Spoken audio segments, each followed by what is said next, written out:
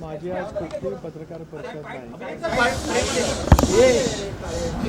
दादांच्या अकाली जाण्याचा धक्का, त्या धक्क्यातून आम्ही कोणी सावरलेले नाही आहे. अजूनही आम्हाला वाटते दादा आमच्यातच आहे. त्या शोकमग्न अवस्थेमध्येच आज आम्ही सर्वजण संबंध राज्यभरात आणि यामध्ये आहोत. त्यामुळे आज त्यांच्या अनुपस्थित कार्यालयामध्ये येणं हे सुद्धा माझ्यासाठी अत्यंत क्लेशकारक आहे.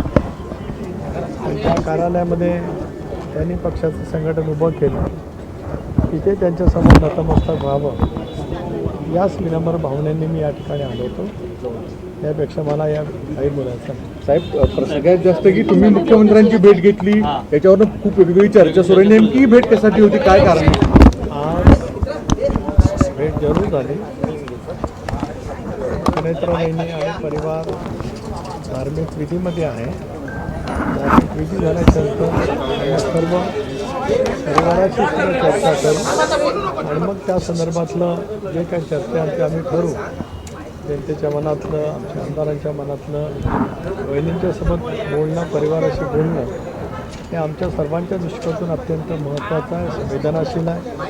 आम्ही प्रत्येक कृती संवेदन आणि दादांनी ज्या पद्धतीने संबंध महाराष्ट्र घडवला, आज आपण पाहतो की त्यांच्या निधनाने संबंध राज्य शोकमग्न आहे.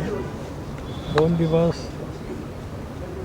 प्रिंट मीडिया असेल, इलेक्ट्रॉनिक मीडिया असेल, दादांचे सर्वस्पर्शी पैलू संबंध महाराष्ट्राने थांबवलेले आहे. त्यामुळे त्याच अतिशय शोकाकुल दुःखद वातावरणामध्ये आम्ही आहोत.